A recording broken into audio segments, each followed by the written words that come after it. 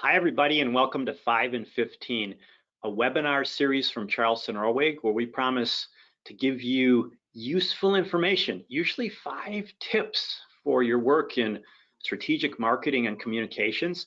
This time, we're mixing it up a little bit. For the next 5 sessions, we're going to talk to 5 thought leaders in food and agriculture who can help us make sense of this absolutely crazy COVID world that we're living in. The first of those is our good friend, Maeve Webster, researcher from Menu Matters. Maeve Webster from Menu Matters, welcome. Welcome to 5 and 15. Thanks for having me. Happy to be here. Yeah, I know. And it's, by the way, Maeve does an amazingly good COVID roundup and how it's affecting food and ag once a week. If you send us, use the chat pane, first of all, to send us some questions, if you will. I don't know that we can get to those in the webinar. We will answer those, however, and send those to you, and we won't bug you. We will send you the answers. Also, if you send in, I'm sure Maeve would share her COVID report on Absolutely food and agriculture, and it's really good. I just read it a day or so ago, and I was like, wow, I learned a few things. And you know, I work, as you do, probably pretty hard to keep up with these things. So Maeve, it's a new world, and you and I have talked a number of times about how this is going to change our relationship with food. That is going to ripple all the way down to, I was out biking yesterday, seeds that farmers in my neighborhood are planting in the ground. Right. Ripple all the way through. So how is this going to affect us? How is COVID-19 going to change our relationship with food, the food consumer? Yeah, I think, it's all a little bit of guesswork right now, because until everybody gets out of lockdown and can start, if not getting back to normal, certainly beginning to incorporate some of those old behaviors, it's a little hard to tell. But I do think that people are going to be a lot more conscious of food, partially because of the health implications of being in the midst of a pandemic, which inherently makes you more conscious of your health, your immunity, what you're eating, how you're keeping yourself well enough to stave that off. But then all of the news about restaurants closing and meat shortages and all that, and then of course people cooking at home on top of it, I think people will become a lot more conscious of what they're buying, what the ingredients are, how things are being described, visual cues about preparation, craft, and all of that information. Of course, functional benefits that have to do with the immune system, sleep, mood enhancement, stress reduction, all of that is going to be really important. So I think people will just have a very heightened sense of what they're buying, regardless of where they're buying it. Okay, and now you mentioned meat. We've been very much in the news for a couple of weeks now with first plants closing and then executive order to get them back open again, War Powers Act. Now yesterday, Tyson and others, limping back. And then meanwhile, I think many have seen the alternative, plant-based meat substitutes, as well as the cultured, lab-grown, whatever, kind of pitching, their point in this. Do you think it's going to disrupt, or, what's our relationship with that? Will some of that be hurt? Will other of those companies be helped, do you suppose?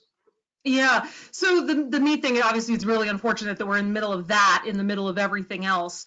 I think there are a couple of things that could happen with this whole meat shortage situation. One, I think it's an amazing opportunity for meats that have not traditionally had a great share of consumer behavior, whether it's at retail or restaurant.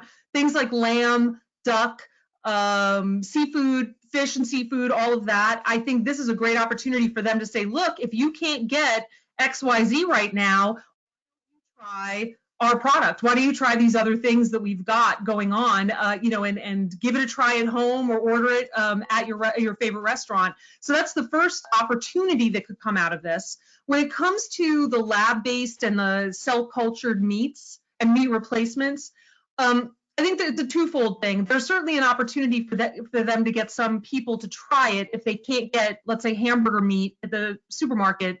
Maybe they can try that as a substitute. Whether they stay with it, I think that's what we're not really sure.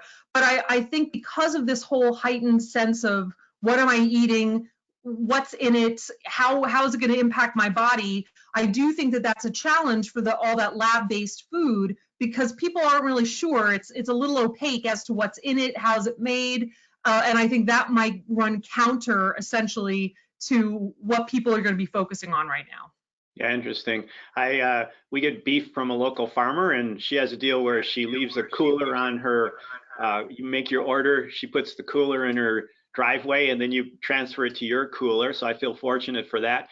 Conversely, our order the other day at Walmart for chicken, and they can substitute whatever they want. You can click that on your order to pick up. And we didn't get any chicken from Walmart, so Right. interesting. It's probably also why every time I turn on Facebook, I see the video from Sitka Salmon Shares, who wants to bring salmon directly to my house, because I saw that salmon and some seafood, actually, I didn't realize how much of that is consumed in restaurants, and apparently that industry is hurting quite a bit. They have supply, Right. but they don't have buyers. That's exactly Consumers. right. Yeah, because consumers aren't used to making it at home, and so they feel uncomfortable buying it because it's a little bit more expensive in some cases. It all depends on where you are. And they don't want to waste their money and waste the product. But you and I have talked about the growing role of staff, and how both at retail and restaurants, staff is going to become really your most critical asset in this whole thing going post-COVID. Because at a retailer, if somebody can't get, whether it's hamburger or chicken or whatever it ends up being, the staff is where they can really step up and say, hey, we've got some great salmon, we've got some great lamb, we've got whatever XYZ other product might fit what you're looking for. Let us tell you how. All of those guys, for the most part, know how to prepare these items in very simple, very easy to do ways at home. And so they can be your front line at driving sales of alternative products and keeping your customers happy, even if they can't get what they originally came in for. Okay. Yeah, that's interesting. We communicate on Teams here at CO, and I'm sure people are sick of me posting like my sourdough baking bagels and such, but I did see that King Arthur, which is more than a flour company, it's actually a huge online supplier of gadgets, artisanal flours, regular flours, whatever. They had a 2,000% increase, not 200 to 2,000% increase in online orders last month.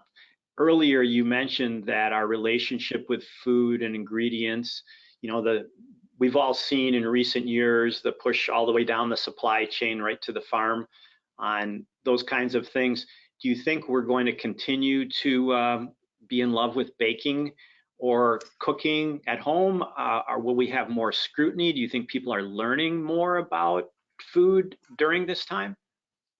That's going to be really interesting to see, because of course before all of this hit, everybody would say, it was a little bit of a joke, a little bit of a stereotype, that Gen Z and millennials had no idea how to cook and no idea how to bake, and they didn't know their way around the kitchen because all they ever did was eat outside of the home, at restaurants.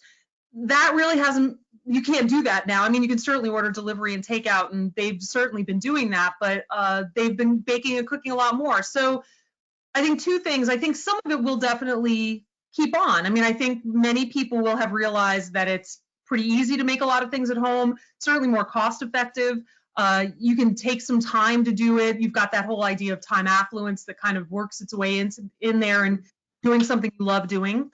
But not all of it, because once we start going back to working outside the home and the rest of your schedule starts kicking in, now you've got all these other competing responsibilities. What I think will happen, though, is even if you stop baking and cooking, the experience and the knowledge that you gained during that time, whether you do it or not, is going to stick with you. And so you are going to be more knowledgeable about how difficult it is to make certain things, this craft and the skill that goes into a lot of items like sourdough bread, the time involved. And what that will do is impact certainly restaurants, the way they describe items, the way they describe the process.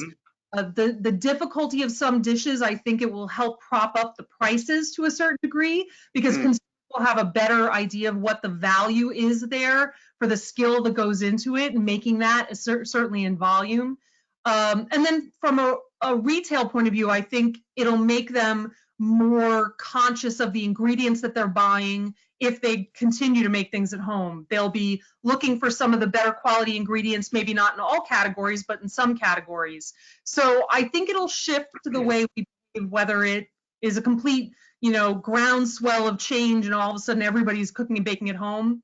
I kind of doubt it, but I think it will certainly change the way people look at what they are buying and how they evaluate value and quality and what's worth having and what's not worth having. Okay, so maybe one takeaway then is that increasing, not lessening, the scrutiny all the way back down to the point of production, all the way down to the seed in the ground, if you will, through agriculture. So Yeah. We're not going to let up on that. If anything, we might be even smarter about it. Is that what you're saying?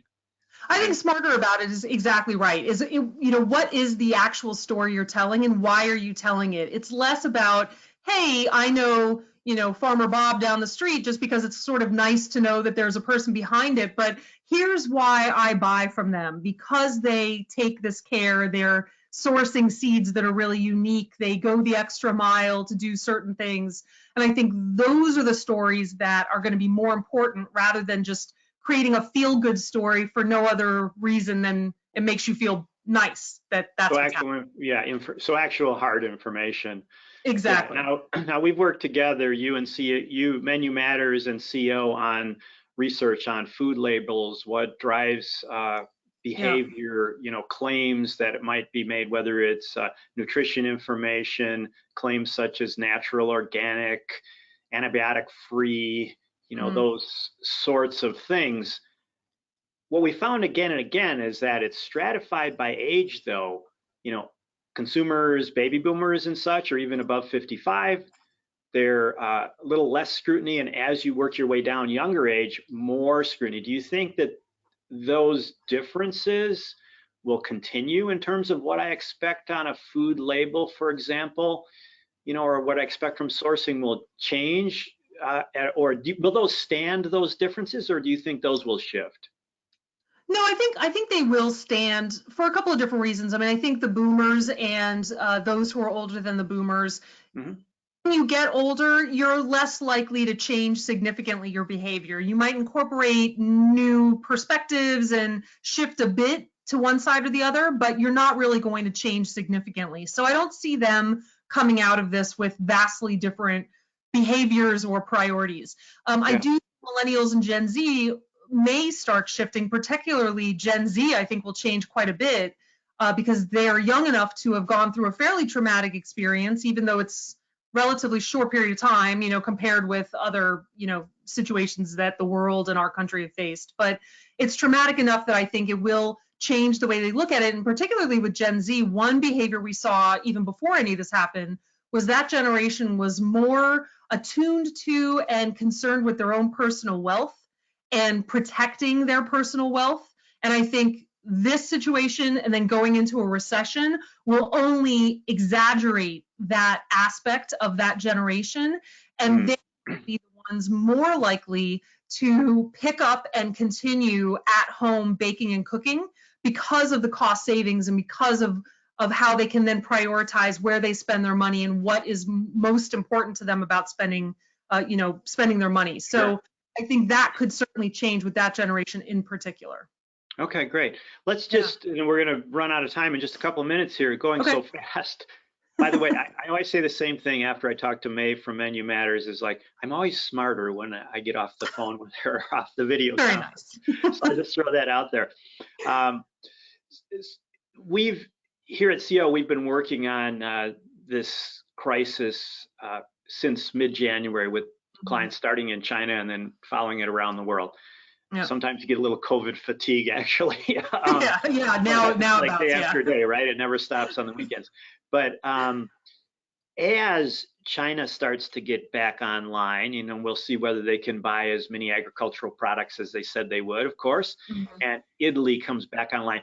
Do you think there are global meta trends forming because of this or being shaped, or will we kind of just like shake it off and sort of get back to normal eventually? I don't know that we're ever going to shake it off and get back to normal, in that normal is what it was beforehand, as though nothing had ever And I don't really think that's going to happen at all. I think this is a big enough event, both domestically and globally, that things have shifted. So some things have accelerated, some things have halted, some things have shifted to the left or the right, whatever it ends up being. I don't think that we'll go back and it'll be as though nothing had ever happened, whether it's 6 months, a year, 18 months, or whatever it ends up being. Meta trends, though, that's interesting. I know a lot of people are looking to China as some kind of an indicator as to how things will go in the US, to a certain degree with Italy as well, and now England's involved, and we'll have to see how they do. But I think it's really difficult, honestly, to try and use those countries to determine what happens here, because their cultures are so different, their economies are so different. That I think it's difficult to say, well, if China does this, then obviously that's what's going to happen in the States. I think it's appealing to want to do that because then it makes you feel a little better. Well, if they're doing really well, obviously we'll be fine. But I think it's dangerous because it can lead to some false assumptions. But the whole world will change. I think immigration patterns are going to change, certainly for the short term, as borders remain closed, which is going to impact labor in every single country. I think that shipping products back and forth between the countries is going to have to change with regard to safety and sanitation. I think where people want to source items is going to change. So I think we'll see ripple effects for quite some time throughout the food chain, in every single other industry. Tourism, of course, is going to be vastly impacted domestically and internationally. So I think there will be meta trends, but I don't think we can say right now what they are because nobody's been able to really get back to any kind of standard operating procedure, if you will. Yeah, no, we'll have to all watch it and see. And we're actually at 5 and 16 right now, so I know Okay. we're a minute over. But still, if somebody wants to stick with us for a minute, we'll wrap up. Yep. We have partnered closely with an agency in China, and I can tell you that the coming out of it is a fitful experience, at least for them, and what we've seen in other countries as well with people we know. For instance, just because you open a restaurant doesn't mean that 300 people are going to show up tonight. It's getting back is a little bit of a rough road. I have a colleague there at an agency in Beijing and Shanghai, and Edwin So, and Edwin says we're getting back. There's a large middle class, which is different than our middle class here, but in some ways the same. And people are being cautious there, and so that may happen here as well. Well, Maeve, I know that you raised some food, you raised bees up there, and the lawn guy is just driving past my window right now. How timely! But any last words for us from Vermont? You're usually on the road. You're not. That's true. You're usually on the road. I tracked you down in a hotel room somewhere. But any last words from Vermont and your own experience with the food that you grow up there for yourself? Well, yeah, now that I'll actually be home the whole summer, I can focus a bit more on growing the vegetables and the orchard and everything that we've got going on. So hopefully it'll be a banner year at the Webster Dar residence when it comes to our own food. But it's nice to be home for the summer. I will say, just as one parting thing, to your point about China, there was a great article in the New York Times about restaurants and the reopening of restaurants and how traffic might change. And they had a quote in there that in the end, consumers are the only ones who can reopen the economy. Doesn't matter what the states do, what businesses do. If the consumers aren't coming out, then the economy is not going to restart one way or the other. So I think that's where everybody's not sure is whether the consumers are going to come. To your point, you can set up a restaurant, but if nobody feels comfortable going outside, then we're just going to have to wait and see how long it'll take for people to feel comfortable. All right, well, we should probably wrap up because we're going to be 5 minutes over here. Okay. But fascinating conversation. Thank you so much. I have to tell you, and I think for all who have joined us today, despite the disruption, despite the challenges, we here at CEO, I think at Menu Matters, you feel the same, feel fortunate to work in food and agriculture. It's a vital segment that's still operating, and we're able to operate in it. So, and I'm sure many here with us feel the exact same way. But Maeve, thank you so much for joining us. Thanks Look for having forward me. to our next collaborative effort here on some research on what's happening with food and agriculture.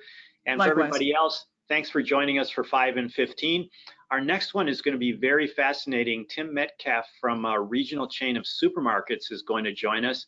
And Tim is going to talk about the impact on grocery, which we all know has been fundamental. So thanks, Maeve. Thanks, everybody. Thank That's you. it for 5 and 15. I'm Mark Gale, CEO of Charleston Orwig. See you soon. Stay healthy. Stay healthy. Thank you. Bye now. Bye.